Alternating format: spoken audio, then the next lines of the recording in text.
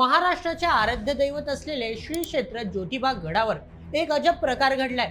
या प्रकारामुळे संपूर्ण राज्यातून आश्चर्य व्यक्त केले जाते। मंदिरातील पुजारी आणि भाविकांमधील किरकोळ वादाचे रूपांतर चक्क हाणामारीमध्ये झाले।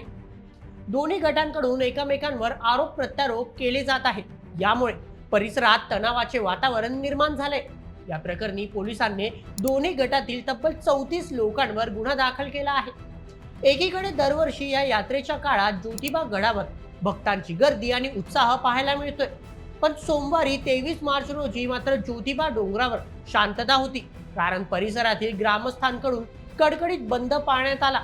या संदर्भातील व्हिडिओ सोशल मीडियावर देखील मोठ्या प्रमाणात व्हायरल झाले। यामुळे राज्यातील प्रसिद्ध तीर्थक्षेत्रातील खाली पडलेला स्तर स्पष्टपणे दिसून आला। तर नेमकं काय घडलं राज्यातील प्रसिद्ध ज्योतिबा गडावर? कोणत्या कारणांवरून हा मारहाणीचा प्रकार घडला? आता या प्रकरणावर दोन्ही बाजूंकडून कोणकोणते दावे केले जात आहेत, यामध्ये सत्य काय आहे? चला या प्रकरणावरील संपूर्ण मुद्दे अगदी सविस्तर पद्धतीने जाणून घेऊयात आजच्या व्हिडिओमध्ये। आजच्या बातमीचे लेखक आहे मेहुल मराठे। तर मित्रांनो, संपूर्ण देशभरात असे विविध प्रसिद्ध तीर्थक्षेत्र आहेत ज्या ठिकाणी मोठ्या प्रमाणात दरवर्षी भाविकांची गर्दी पाहायला मिळते। आपले राज्य देखील या गोष्टीला अपवाद नाही। राज्यात अशी अनेक देवालये आहेत ज्या ठिकाणी सर्वसामान्य मोठ्या भक्तिभावाने नतमस्तक होतात। या प्रसिद्ध स्थानकांपैकी एक आहे कोल्हापूर जिल्ह्यातील श्री ज्योतिबा गड देवस्थान। दरवर्षी या ठिकाणी चैत्र महिन्यात भव्य यात्रोत्सव पार पडतो। राज्यातील बहुतांश लोक ज्योतिबांना आपले कुलदैवत मानतात, म्हणूनच या यात्रोत्सवाला दरम्यान भाविकांची मोठी गर्दी ज्योतिबा गडावर पाहायला मिळते। पण या ज्योतिबागड क्षेत्रातील प्रसिद्ध यात्रेदरम्यान घडलेल्या एका प्रकाराने संपूर्ण राज्याचे लक्ष वेधून घेतले। चला सर्वात प्रथम जाणून घेऊयात या घटनेबद्दल। तर मित्रांनो, नेमकं झालं असं की माध्यमांनी दिलेल्या माहितीनुसार दिनांक 22 मार्च 2026 रोजी करवीर तालुक्यातील परिते गावाची सासन काठी ज्योतिबा गडावर पोहोचली। त्यावेळी या सासन काठी सोबत आलेले भाविक काठी नाचवत होते। सोबतच वाजंत्रीच्या तालावर जोरदार जल्लोष सुरू होता। यानंतर काठी सोबत आलेल्या भाविकांनी मंदिराला प्रदक्षिणा मारायला सुरुवात केली। पण ह्याच वेळेवर नेमकं मंदिरातील पुजारी आणि काठी सोबत आलेल्या भाविकांमध्ये किरकोळ कारणावरून वाद झाला। याच वादाचे रूपांतर भीषण हाणामारीमध्ये झाले असं सांगण्यात येत आहे। या प्रकरणातील व्हिडिओ सोशल मीडियावर मोठ्या प्रमाणात व्हायरल झाला आहे। या व्हिडिओमध्ये दाखवले गेले की कशा प्रकारे मंदिर संस्थानातील कर्मचारी आणि पुजारी भाविकांना लाथा बुक्क्यांनी मारत आहेत। या व्हिडिओच्या व्हायरल झाल्यानंतर प्रकरणाची चर्चा संपूर्ण महाराष्ट्रात झाली। यानंतर एक प्रश्न उपस्थित झाला की या वादाचे नेमके कारण होते तरी काय? चला ते देखील समजून घेऊया।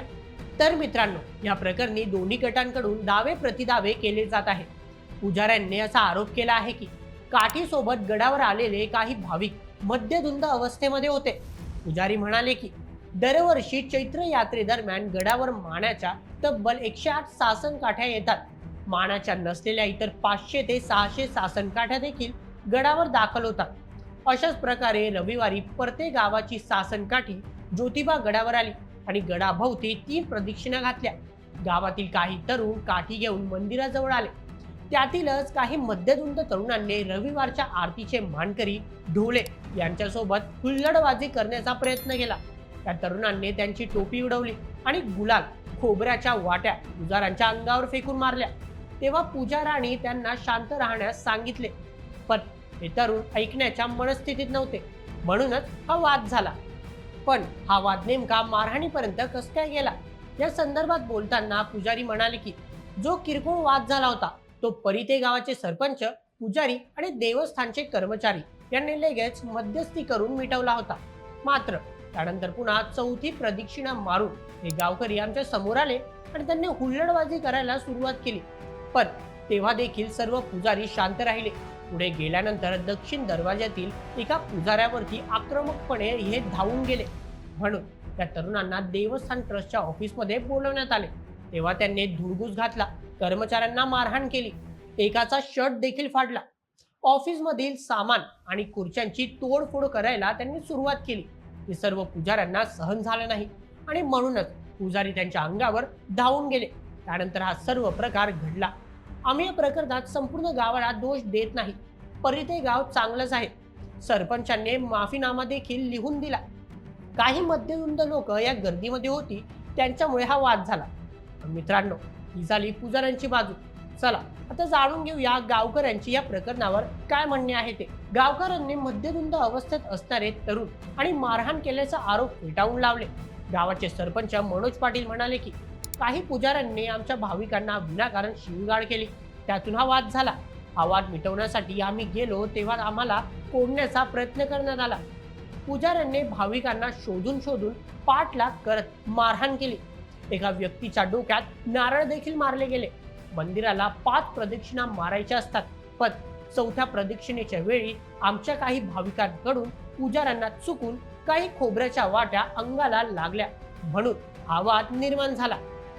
तो लगेच मिटवण्यात आला, परंतु 20 ते 25 पुजाऱ्यांनी भाविकांना मारायला सुरुवात केली. यामुळे घाबरलेले तरुण डोंगरावर पळायला लागले.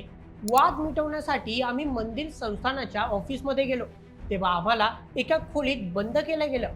त्यामुळे पुन्हा वाद आणि हाणामारी होऊ नये म्हणून मी मंदिर संस्थानाला माफीनामा लिहून दिला. त्यानंतरच पुजाऱ्यांनी आम्हाला सोडलं. गावकऱ्यांनी पुजाऱ्यांकडून केल्या गेलेल्या दारू पिण्याच्या आरोपाला पूर्णपणे अमान्य केले. कारण याबद्दल बोलताना गावकरी म्हणाले की परिते गावात दरवर्षी काठी यात्रा साजरी केली जाते. या काळात गावात दारू, चिकन, मटण या सर्वांवर पूर्णपणे बंदी असते. मग अशा परिस्थितीत गावाची तरुण दारू कस काय पिणार, असा प्रश्न देखील त्यांनी उपस्थित केला.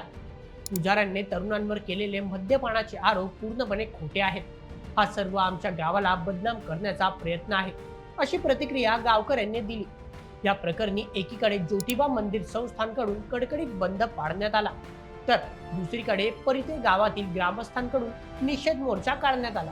दोन्ही बाजूंकडून आरोप प्रत्यारोप होत असताना आता पोलिसांनी काय कारवाई केली आहे, चला ते जाणून घेऊया. पोलिसांनी शांतता आणि सुव्यवस्था भंग केल्याप्रकरणी, त्याचप्रमाणे आपापसात मारहाण करून भाविकांमध्ये भीतीचं वातावरण तयार केल्याप्रकरणी दोन्ही गटातील एकूण 34 जणांवर गुन्हे दाखल केले आहेत.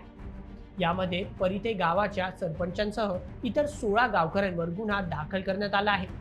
त्याचप्रमाणे 18 पुजाऱ्यांवर देखील गुन्हा दाखल झाला आहे. प्रकरणावर सखोल तपास आता पोलिसांकडून सुरू आहे. ही सर्व मारहाण पोलिसांसमोरच झाली, मग तेव्हाच पोलिसांनी फौजफाटा वापरून कारवाई का केली नाही, असा प्रश्न देखील उपस्थित केला जातोय.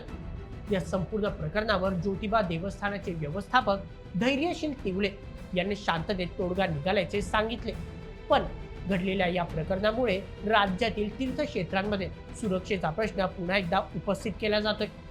एकीकडे पुजाऱ्यांनी गावकऱ्यांवर मद्यपानाचा आरोप केला, तर दुसरीकडे गावकऱ्यांनी पुजाऱ्यांवर मारहाणीचा आरोप देखील केला. यामुळे सत्य काय आहे ते आता पोलीस तपासानंतरच पुढे येईल. तर मित्रांनो, या संपूर्ण प्रकरणावर तुम्हाला काय वाटतं? गावकऱ्यांच्या मंदिर परिसरात अशा प्रकारे हुल्लडबाजी करणे योग्य आहे का? त्याचप्रमाणे पुजाऱ्यांनी भाविकांना मारहाण करणे कायद्याला धरून आहे का? तुमचे मत आम्हाला कमेंटमध्ये नक्की कळवा आणि अशाच व्हिडिओसाठी सबस्क्राईब करा. बोल एमएच आपल्या यूट्यूब चॅनलला. धन्यवाद.